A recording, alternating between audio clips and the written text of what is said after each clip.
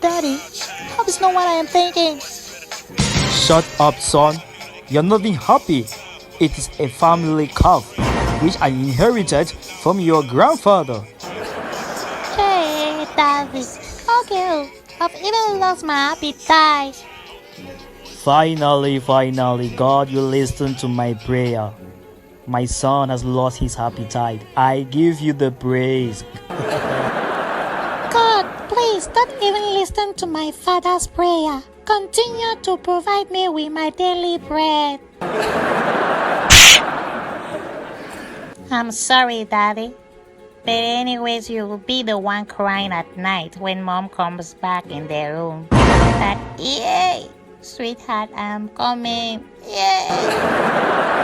Oh my God, son, that was just a pillow fight, and I pretend like crying. Okay, Daddy. But there's something I want to tell you.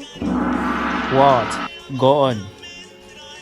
Dad, I am in love. My son, you are gradually crossing that bridge. Who are you in love with, if I may ask?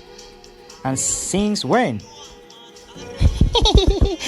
I am in love with this house since the day you built it, Daddy. It is April Fool.